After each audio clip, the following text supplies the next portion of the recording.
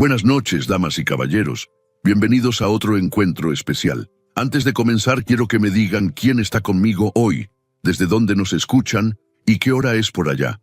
¿Están listos? Entonces, vayamos al primer relato.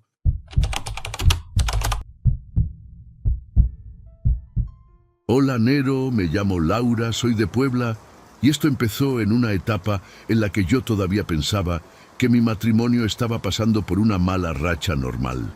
Martín y yo llevábamos varios años juntos con cuentas atrasadas, cansancio acumulado y silencios largos en la mesa.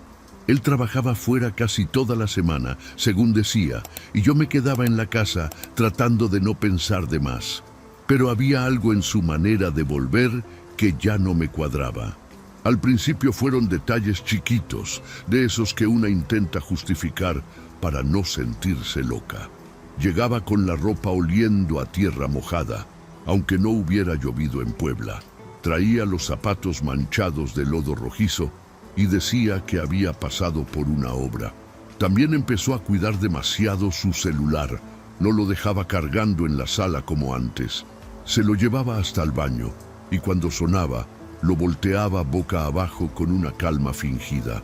Yo no quería revisar nada, porque siempre pensé que quien busca encuentra algo, aunque no exista.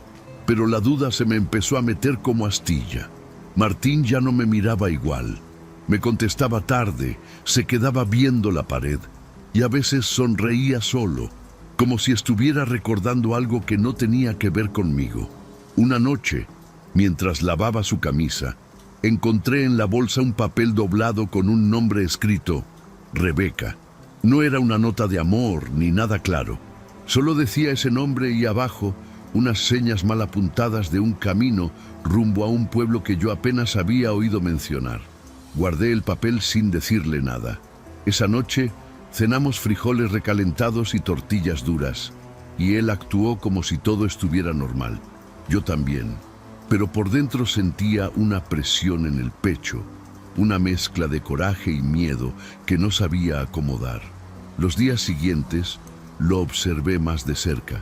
Martín empezó a salir más temprano y regresar más tarde, siempre con una excusa distinta. Decía que había tráfico, que un cliente lo retuvo, que se le ponchó una llanta, pero ninguna explicación sonaba completa. Había momentos en que su voz cambiaba apenas, como si le costara hablar con su propia boca. No era algo evidente, pero yo lo notaba porque había dormido a su lado durante años.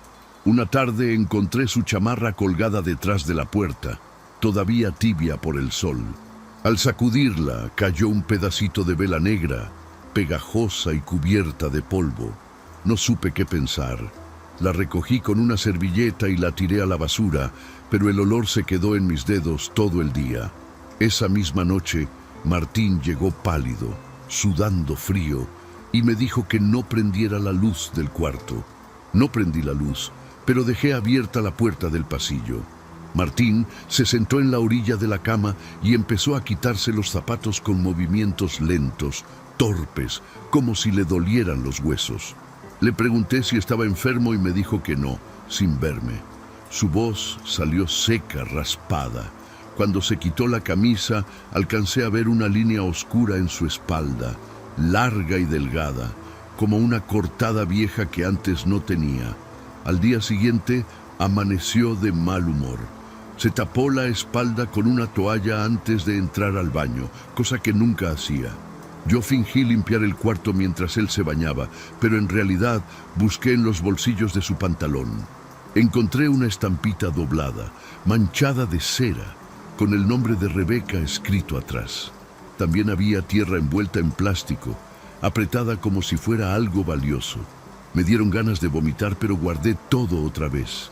Esa semana, Martín faltó 2 veces al trabajo. Lo supe porque llamó su jefe a la casa, molesto, preguntando si seguía enfermo. Él me había dicho que estaba cubriendo turnos extra. Cuando lo enfrenté, se enojó de una manera rara, fría, sin gritar. Solo me dijo que había cosas que yo no podía entender. Luego se encerró en el baño casi 1 hora. Desde la cocina escuché que hablaba bajito, pero no distinguí con quién. La primera grieta apareció en su mano izquierda. Estábamos comiendo caldo de pollo cuando soltó la cuchara y se quedó viendo sus nudillos. La piel se le había abierto en una raya fina, sin sangre, como barro seco. Me acerqué asustada, pero él escondió la mano debajo de la mesa. Dijo que era resequedad. Le puse crema después, aunque no quiso. Al tocarlo, sentí su piel caliente por dentro y fría por fuera, como carne recién descongelada. Esa noche habló dormido. Al principio creí que estaba soñando conmigo, porque dijo mi nombre 2 veces. Luego empezó a repetir otro muy despacio, Rebeca. No sonaba arrepentido ni cariñoso, sonaba obediente. Me quedé acostada sin moverme, con los ojos abiertos, escuchando cómo su respiración se volvía pesada. Después dijo una frase que no entendí completa, pero alcancé a escuchar que algo debía ser devuelto antes de que se secara la raíz. Yo ya no podía seguir fingiendo. Al otro día tomé el papel con las señas y manejé hasta donde indicaba, sin decirle nada a nadie. El camino se fue haciendo angosto, lleno de curvas y casas separadas por milpas. Pregunté por Rebeca en una tiendita y la señora que atendía dejó de acomodar refrescos. No me contestó directo. Solo señaló hacia una vereda detrás de la iglesia vieja y me dijo que no tocara nada al llegar. La vereda estaba llena de piedras sueltas y hierba seca. Caminé hasta una casa baja, con techo de lámina y paredes manchadas de humo. No vi perros ni gallinas, pero había listones rojos amarrados en las ramas de un árbol. Toqué la puerta una sola vez. Nadie abrió. Por una rendija vi veladoras apagadas, frascos con agua turbia y una silla puesta frente a una cama tendida. Entonces escuché una tos detrás de mí, pero al voltear no había nadie. Me regresé con el estómago apretado. En el carro sentí un zumbido leve en el oído derecho, como cuando una televisión vieja queda prendida sin señal. No le di importancia hasta que empezó a parecerse a un murmullo. No entendía palabras, pero sentía que algo repetía mi nombre desde muy lejos. Al llegar a Puebla, Martín estaba en la sala. Tenía la camisa abotonada hasta el cuello y la mano izquierda envuelta en una venda sucia. No me preguntó dónde había estado. Eso me asustó más. Solo se levantó y dijo que yo había ido a donde no debía. La voz no era exactamente la suya. Era más baja, más cansada, como de una mujer mayor hablando desde el fondo de una cubeta. Me quedé helada. Martín parpadeó varias veces, confundido, y luego se agarró la cabeza. Cuando volvió a mirarme, parecía no recordar lo que acababa de decir. Después de eso, su cuerpo empezó a deshacerse de una forma lenta y horrible. Se le abrieron grietas en los codos, en el cuello y alrededor de la boca. No sangraban casi nada, pero olían a humedad, como trapo podrido.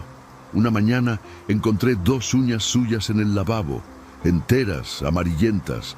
Él las vio y lloró sentado en el piso, con una vergüenza que me partió el alma. Repetía que no sabía qué le estaba pasando. Lo llevé con un doctor particular porque no quería que en urgencias hicieran preguntas. Le mandaron análisis, cremas y antibióticos, pero nada cambió.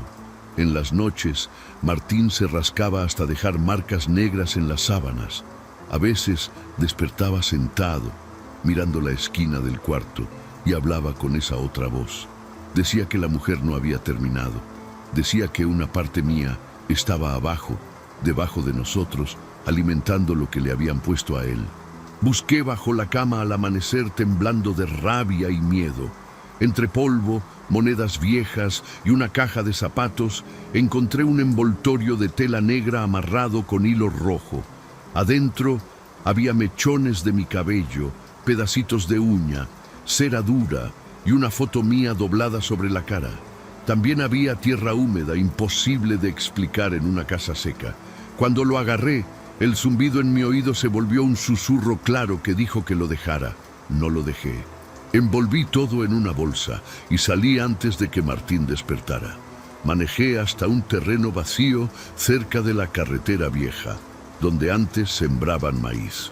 Cavé con una pala prestada que traía en la cajuela, llorando de coraje. Enterré el envoltorio lo más hondo que pude, y encima puse piedras grandes. Mientras lo hacía, el zumbido se volvió insoportable, como si alguien gritara pegado a mi oído, pero no me detuve. Cuando regresé, Martín estaba en la cocina descalzo con la cara empapada en sudor. Me miró como si acabara de verme después de mucho tiempo. Me pidió perdón sin explicarme nada completo. Dijo que había ido con Rebeca por desesperación, por dinero, por una promesa tonta de arreglar su suerte. Después se quedó callado. Esa tarde se durmió casi 12 horas y al despertar, las grietas de su piel ya empezaban a cerrarse. Durante semanas mejoró despacio. Las uñas le volvieron a salir, torcidas y débiles. La piel dejó de oler mal. Tiré las sábanas, lavé la casa con cloro y quemé la ropa que más usaba cuando iba a ese pueblo. Nunca volví a buscar a Rebeca, tampoco Martín. Un vecino me dijo después que la casa de lámina quedó vacía y que nadie del pueblo quiso hablar de la mujer ni de los hombres que la visitaban. Seguimos juntos un tiempo, más por miedo que por amor. Martín ya no era el mismo. Había días buenos, en los que preparaba café y barría el patio como antes, pero también tenía lapsos en que me veía con terror, como si yo fuera una desconocida parada en su cocina. Me preguntaba quién era, por qué estaba en su casa, y luego lloraba cuando recordaba. Esos momentos terminaron por romper lo poco que nos quedaba. Me fui a vivir con mi hermana al sur de la ciudad. Martín aceptó atenderse con un psiquiatra y después se mudó con su mamá. No hubo pleito ni gritos. Solo una tristeza pesada, como cuando una casa queda llena de muebles pero vacía de vida. Legalmente seguimos casados varios meses hasta que firmamos el divorcio. Él me pidió perdón una última vez, con los ojos hundidos y las manos temblando. Yo le creí, pero no regresé. Hoy trabajo, pago mis cuentas y duermo con la luz del pasillo prendida. El doctor dice que el zumbido en mi oído pudo quedar por estrés, pero yo sé cuándo empezó. A veces, cuando todo está en silencio, ese ruido se acomoda hasta parecer un susurro. Ya no dice palabras claras, pero todavía me eriza la piel. Enterré aquello para salvar a Martín, pero una parte de mí se quedó bajo esa tierra, escuchando.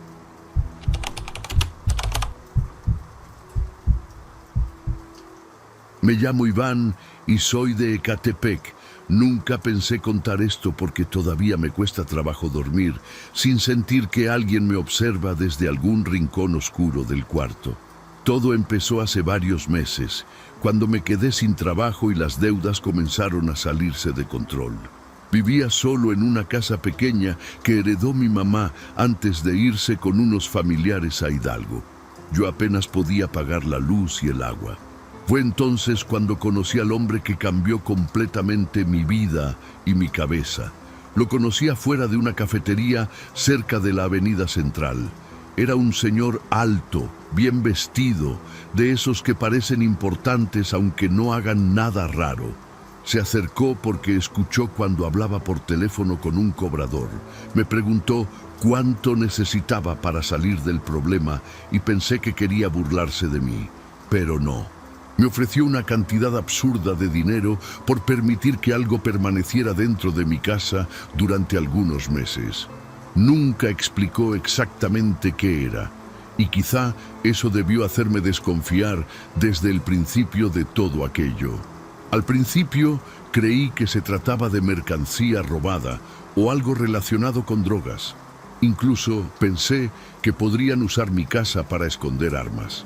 Pero él solamente sonrió y dijo que no habría violencia ni visitas extrañas. Aseguró que lo único que debía hacer era aceptar ciertas reglas simples. No entrar al cuarto de atrás después de medianoche, no responder llamadas provenientes de números desconocidos y jamás preguntar por los sonidos que pudiera escuchar dentro de la casa.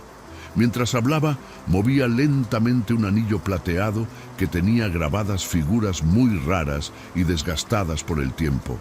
2 días después, regresó acompañado por otro hombre mucho más joven que nunca, levantó la mirada del suelo. Traían una maleta negra bastante grande y olía raro, como humedad mezclada con medicamento viejo. Me entregaron la mitad del dinero antes de entrar. Yo estaba desesperado y acepté sin pensar demasiado. Recuerdo perfectamente que esa noche me compré comida, pagué varias deudas atrasadas y hasta dormí tranquilo por primera vez en semanas. Pensé que había tenido suerte. Pensé que, por una vez, algo bueno finalmente estaba llegando a mi vida miserable y cansada. Las primeras semanas fueron completamente normales. No había ruidos extraños ni personas rondando la casa. El dinero seguía llegando puntualmente dentro de sobres amarillos que aparecían cada viernes debajo de la puerta principal. Nunca vi quién los dejaba. Comencé a sentirme más relajado y hasta recuperé algo de peso porque llevaba meses comiendo muy mal. Algunos vecinos incluso me dijeron que me veía diferente, más tranquilo, menos acabado. Yo también lo sentía así.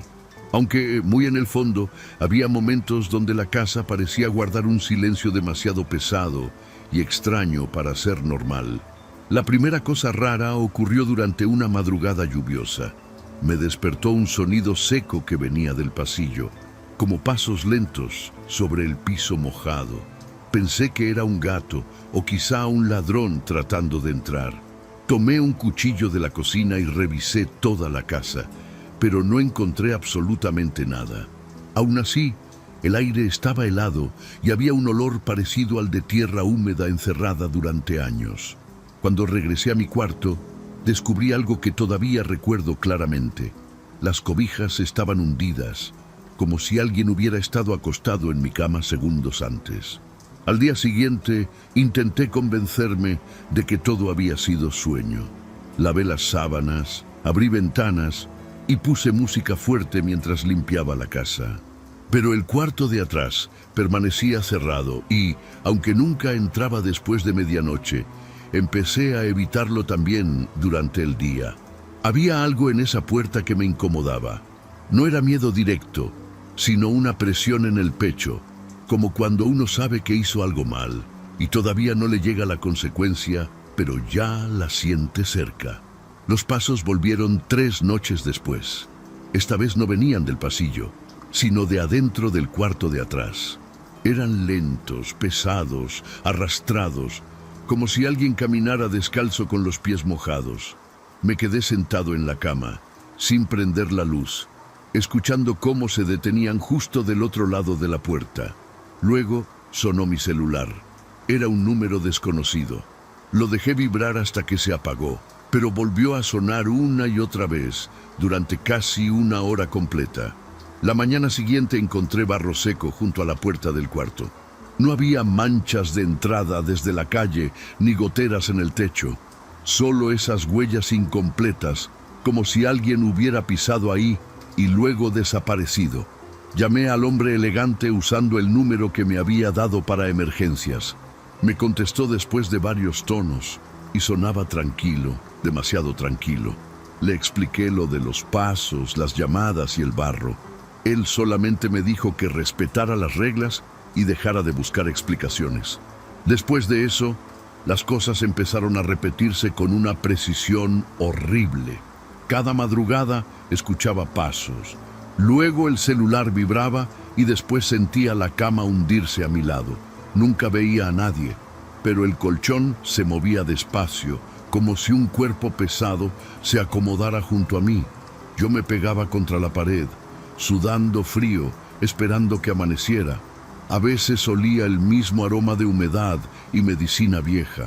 Otras veces sentía una respiración débil rozándome la nuca, aunque estaba completamente solo. Empecé a dormir en la sala, pero no sirvió. La primera noche desperté con el cuello torcido y la sensación de que alguien me había cargado. Estaba de nuevo en mi cama, tapado hasta el pecho, con las almohadas acomodadas alrededor, como si alguien me hubiera cuidado. Eso me asustó más que cualquier golpe o sombra. Había una intención rara en todo eso, una especie de costumbre doméstica, como si aquello no solo habitara mi casa, sino que estuviera aprendiendo a habitarme a mí. Para la cuarta semana ya no podía funcionar bien. Se me caían las cosas de las manos, olvidaba apagar la estufa y brincaba con cualquier ruido. Mis vecinos dejaron de saludarme igual, porque seguramente me veían ojeroso, tembloroso, hablando solo por el cansancio. Una tarde, mientras me bañaba, sentí ardor en la espalda. Al verme en el espejo, encontré 3 marcas largas y rojizas sobre mi piel, perfectamente paralelas. No parecían rasguños, parecían líneas hechas desde adentro, como si algo hubiera presionado para salir. Las marcas no desaparecieron. Al contrario, cada noche amanecían más oscuras, como si mi piel estuviera guardando golpes que yo no recordaba. Fui a una farmacia y compré pomadas, vendas y pastillas para dormir, pero nada funcionó. Cuando lograba quedarme dormido, despertaba con la boca seca y las uñas llenas de tierra. Una madrugada encontré lodo debajo de mi almohada. No era mucho, apenas un puño húmedo, pero olía igual que el cuarto de atrás, a encierro viejo y medicina podrida. Decidí romper una de las reglas. Esperé hasta que pasara la medianoche y me quedé frente a la puerta del cuarto de atrás.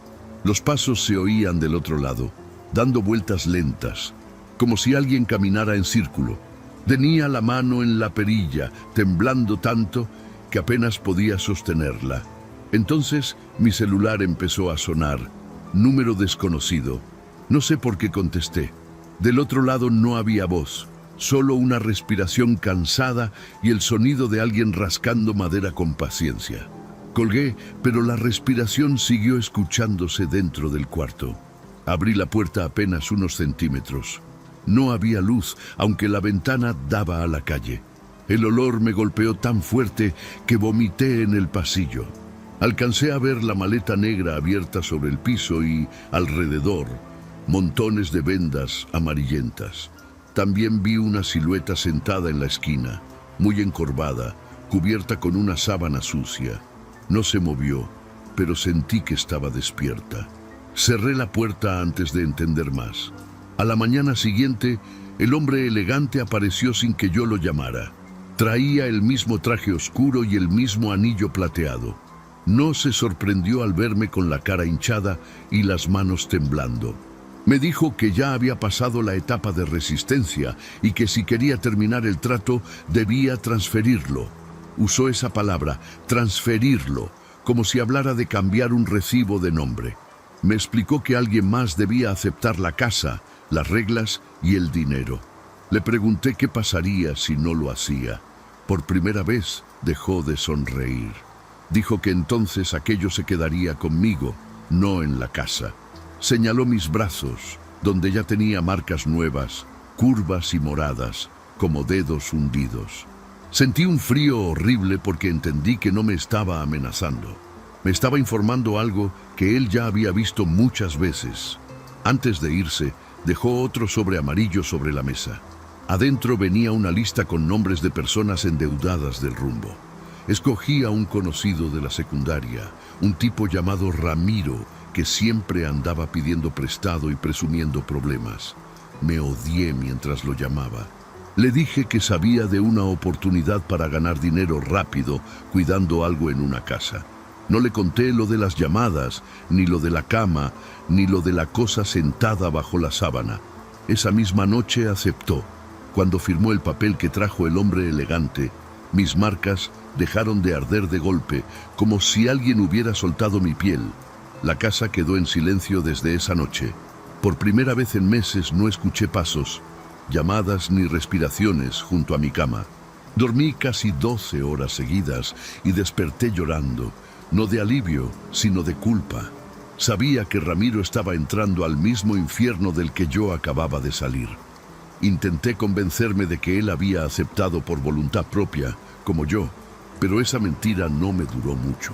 Cada vez que veía mis brazos, las marcas seguían ahí, apagadas, pero presentes. A la semana fui a buscarlo. Su hermana me dijo que Ramiro ya no contestaba llamadas y que se había encerrado en una casa prestada muy cerca de la avenida donde yo vivía antes. No tuve valor de decirle nada. Pasé por la banqueta de noche y reconocí mi antigua puerta. Había luz bajo el marco del cuarto de atrás. También escuché un golpe seco, luego otro, como pasos pesados. Me quedé paralizado hasta que el celular de Ramiro empezó a sonar adentro. Me fui corriendo y no volví. Días después, encontré al hombre elegante afuera de un banco. Quise reclamarle, pero él me miró como si ya supiera todo lo que iba a decir. Me explicó que el trato nunca se rompe, solo cambia de lugar. Dijo que algunos cargaban con culpa, otros con recuerdos y otros con algo más profundo. Me tocó el hombro con 2 dedos y sentí un ardor inmediato en la espalda, justo donde estaban las primeras marcas. Esa misma noche me revisé frente al espejo. Las marcas ya no estaban rojas, pero parecían cicatrices viejas, hundidas, como si llevaran años conmigo. Lo peor fue ver una línea nueva sobre el pecho, muy delgada, casi transparente. No dolía, latía. Cada vez que respiraba, se movía un poco, como si algo debajo de la piel estuviera acomodándose. Fui al doctor y me dijo que era estrés, ansiedad, dermatitis nerviosa. Le creí porque necesitaba creerle, aunque sabía que no era eso. Ramiro apareció muerto 2 meses después, según dijeron, por una caída en las escaleras de la casa. La policía no encontró señales de violencia. Yo fui al velorio y vi a su hermana llorando junto al ataúd cerrado. Nadie entendía por qué no dejaron verlo. Yo sí. Esa noche regresé a mi cuarto y quemé los sobres amarillos, el papel firmado y la ropa que usé cuando acepté el trato. Después me mudé lejos, con un primo en Pachuca, llevando solo una mochila. Ahora trabajo en una tienda y vivo sin deberle nada a nadie. Duermo con la luz prendida, no contesto números desconocidos y jamás acepto favores de extraños bien vestidos. Las marcas siguen en mi piel, aunque ya casi no se notan. A veces, cuando estoy quedándome dormido, siento el colchón hundirse despacio a mi lado.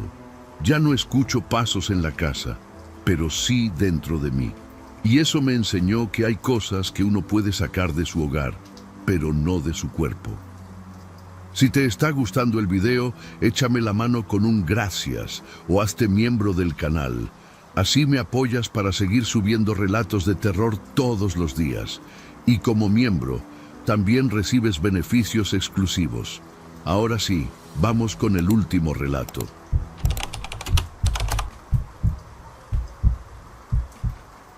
¿Qué tal, Nero? Soy Jorge, de Nezahualcóyotl. Y esto empezó en una temporada en la que yo salía tarde del trabajo, cansado y con la cabeza hecha ruido. Vivía solo en una casa chica que rentaba cerca de una avenida bastante movida durante el día, pero bien sola en la noche. No era una zona bonita, pero era mi zona. Conocía los baches, los puestos, los perros callejeros y hasta las coladeras que siempre olían feo cuando llovía. Esa noche había caído una lluvia pesada, de esas que dejan el aire tibio y el pavimento brilloso como si todo estuviera sudando. Yo venía caminando con la mochila pegada al pecho porque traía mi celular y unos documentos del trabajo. Las calles estaban casi vacías, solo se escuchaban carros a lo lejos, una patrulla dando vuelta por otra colonia y el agua bajando por las banquetas, arrastrando basura, hojas y tierra negra. No me gustaba pasar por esa calle, pero era el camino más corto. Había casas con bardas altas, talleres cerrados y un terreno baldío lleno de cascajo. En una esquina siempre se acumulaba agua porque el drenaje no jalaba bien. La coladera estaba medio hundida y la tapa se movía cuando pasaban camiones. Varias veces pensé que alguien se iba a caer ahí, pero en esa uno aprende a esquivar peligros sin detenerse demasiado. Yo iba pensando en llegar, bañarme y dormir, nada más. Traía los zapatos empapados y el pantalón salpicado de lodo hasta las rodillas. A esa hora, cualquier ruido se siente más cerca de lo normal. Un portón que truena, un perro que rasca una lámina, una bolsa moviéndose con el viento. Todo parece tener intención. Por eso, cuando escuché un golpe seco adelante, no me espanté de inmediato. Pensé que alguien había tirado algo. Me detuve junto a una pared grafiteada y miré hacia la esquina. La luz del poste parpadeaba, pero alcanzaba a iluminar la calle en pedazos. Vi a un hombre parado cerca de la coladera. No parecía borracho ni perdido. Estaba quieto, con la cabeza agachada, como si estuviera escuchando algo debajo del pavimento. Traía una chamarra oscura y una mochila vieja colgando de un hombro. Me dio pena acercarme, pero también curiosidad. Entonces la tapa metálica hizo un sonido raro, un chillido lento, como cuando algo pesado se arrastra desde abajo. El hombre levantó la cabeza y volteó hacia ambos lados, aunque no creo que me haya visto. Yo me quedé inmóvil, sin entender por qué sentía tanto miedo. La lluvia seguía goteando de los cables y el agua corría hacia esa boca negra en la banqueta. Fue ahí cuando vi que la coladera estaba abierta. El hombre no se movía como alguien que hubiera tenido un accidente. Estaba demasiado recto, con los brazos pegados al cuerpo, mirando hacia abajo. Yo pensé en gritarle que tuviera cuidado, pero algo me frenó. No fue prudencia, fue una sensación fea en el pecho, como cuando uno sabe que no debe meterse. La coladera soltaba vapor por el frío de la lluvia, aunque el aire olía más a tierra podrida que a agua estancada. Después pasó algo que todavía me cuesta decir sin sentir náusea. El hombre se agachó despacio, puso una mano en la orilla de la coladera y metió la cabeza, como si alguien le estuviera hablando desde abajo. No gritó, no forcejeó, no pidió ayuda. Solo se fue doblando primero los hombros, luego la espalda, hasta que su cuerpo empezó a bajar por ese hueco que no parecía suficientemente grande para tragarse a nadie. Yo vi sus tenis resbalar en el concreto mojado. Quise correr hacia él, pero mis piernas no respondieron. Hubo un ruido húmedo, como lodo moviéndose dentro de una cubeta, y luego sus pies desaparecieron. La tapa cayó encima con un golpe metálico que me hizo brincar. Me quedé viendo la calle vacía, esperando que saliera una mano, una voz, algo. No salió nada. Solo el agua siguió corriendo hacia la coladera cerrada. Regresé a mi casa casi corriendo, con la garganta seca y las manos temblando. No llamé a nadie en ese momento, porque ni yo sabía qué iba a decir. Que un hombre se había metido solo al drenaje, que la calle se lo había tragado. Cerré la puerta con seguro. Luego puse una silla atravesada, como si eso sirviera de algo. Esa noche no me bañé. Me acosté con la ropa húmeda y la luz prendida. Al otro día fui a trabajar sintiéndome enfermo. En la mañana pasé por la misma esquina y la coladera estaba en su lugar, cerrada, sin marcas raras. Pregunté en una tienda si alguien había reportado algo, pero la señora solo dijo que ahí siempre olía horrible cuando llovía. No quise insistir. En mi cabeza traté de convencerme de que había visto mal, de que el cansancio y la lluvia me habían jugado una mala pasada. Esa misma tarde, al entrar a mi casa, noté el olor. No era el olor normal de caño que a veces sube por las tuberías. Era lodo espeso, mojado, como tierra podrida pegada a ropa vieja. Venía del baño, aunque el piso estaba seco. Abrí la ventana, eché cloro, tallé la coladera de la regadera y dejé correr agua caliente. Por un rato se fue, pero en la madrugada desperté con ese olor metido en la nariz.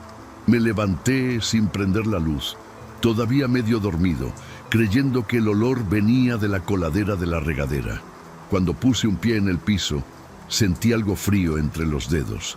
Pensé que era agua, pero al mirar vi una mancha oscura saliendo del baño, como lodo diluido. Dejaba un rastro delgado hasta mi cuarto. No había lluvia esa noche. No había fugas. solo ese camino sucio llegando casi a mi cama. Encendí todas las luces y me quedé parado con una escoba en la mano, sintiéndome ridículo y aterrado. El baño estaba cerrado, pero por debajo de la puerta salía un olor insoportable. Abrí de golpe y vi la coladera de la regadera llena de tierra negra. No era mugre normal, parecía recién sacada de un canal. Había pedacitos de hojas, cabellos atorados y algo que parecía grasa pegada alrededor del metal. Limpié todo con guantes y tiré media botella de cloro. Después llamé al casero. Llegó al día siguiente con un plomero que revisó la tubería, destapó el registro del patio y dijo que tal vez el drenaje municipal estaba regresando por presión. No encontró nada roto. Mientras ellos hablaban, yo vi algo atorado junto al lavadero, medio cubierto por lodo seco. Era un celular viejo, sin funda, con la pantalla estrellada y apagada. No dije nada frente a ellos. Esperé a que se fueran y lo levanté con una bolsa de plástico. Lo raro fue que el celular prendió cuando lo conecté, aunque estaba embarrado por todos lados. No tenía contraseña. La galería estaba llena de fotos oscuras, borrosas al principio. Luego aparecieron imágenes de mi cuarto, mi cama, mi cara dormida. Eran fotos tomadas desde abajo, como si alguien estuviera acostado en el piso, junto a mis pies. Había más. Fotos de mi baño con la puerta abierta, de mi ropa colgada, de mi mano saliendo de la cobija. En varias se veía la orilla de la coladera, como si la cámara hubiera estado asomada desde ahí. Sentí que se me aflojaban las piernas. Borré todo por instinto, pero antes alcancé a ver una foto reciente, tomada esa misma madrugada. Yo estaba dormido boca arriba y una sombra húmeda se marcaba junto a mi cama.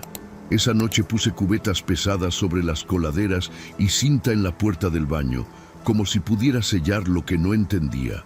No dormí bien. Cerca de las 3 de la mañana escuché un resuello bajito, lento, saliendo del drenaje.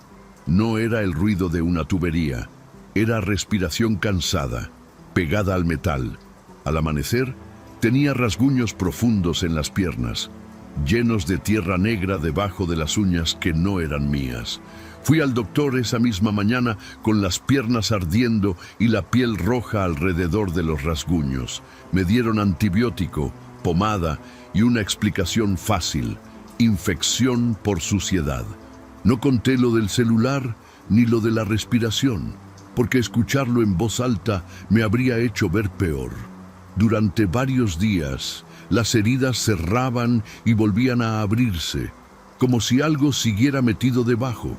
El olor a lodo aparecía aunque el baño estuviera seco y recién lavado. Dejé de usar el baño de noche. Ponía botellas con agua sobre la tapa del excusado, cubría la coladera con una loseta pesada y dormía con la luz prendida. Aún así, escuchaba movimientos pequeños detrás de la pared, como uñas raspando tubo viejo. Una madrugada, el celular embarrado volvió a encenderse solo sobre la mesa. La pantalla mostró una foto nueva, mi puerta por fuera, tomada desde la calle, con la coladera abierta al fondo. Esa vez sí fui al Ministerio Público. Inventé que había encontrado el celular tirado y que sospechaba de alguien metiéndose a la casa. Me tomaron la declaración con cara de cansancio. Días después, me llamaron porque el aparato pertenecía a un hombre reportado como desaparecido. Me enseñaron una foto impresa. Era el mismo que vi junto a la coladera. Su nombre era Martín. Tenía familia, trabajo y ninguna razón para haberse metido ahí. La policía revisó la esquina y mandaron sellar la coladera con una placa soldada. También cambié la chapa, puse una cámara barata en la entrada y me fui a dormir unos días con mi hermana. En su casa, el olor no apareció. Mis piernas empezaron a sanar. Por primera vez en semanas, pude cerrar los ojos sin escuchar respiraciones desde el piso. Cuando volví por mis cosas, la casa estaba en silencio, pero el baño seguía oliendo a tierra mojada. Decidí dejar esa renta sin pelear el depósito. Metí ropa, papeles y lo indispensable en bolsas negras. Antes de irme, entré al baño para revisar que no se quedara nada mío. La loseta seguía encima de la coladera, pero alrededor había marcas de dedos, marcadas en lodo seco, empujando desde abajo. No eran de un niño ni de un animal. Eran dedos largos, torcidos, con las uñas arrastradas contra el piso. Me mudé lejos de esa calle y tiré casi todo lo que había estado en la casa. La infección se fue, aunque me quedaron cicatrices oscuras en las piernas. Nunca supe qué pasó con Martín, ni qué usó su celular para mirarme dormir. Lo único seguro es que desde entonces no entro al baño cuando la ciudad está callada. Porque hay cosas que no viven debajo de la tierra, solo esperan a que abramos el drenaje. Gracias por llegar hasta aquí. En la pantalla tienes 2 videos más que seguro te van a encantar para seguir con el terror. Nos vemos en la próxima historia.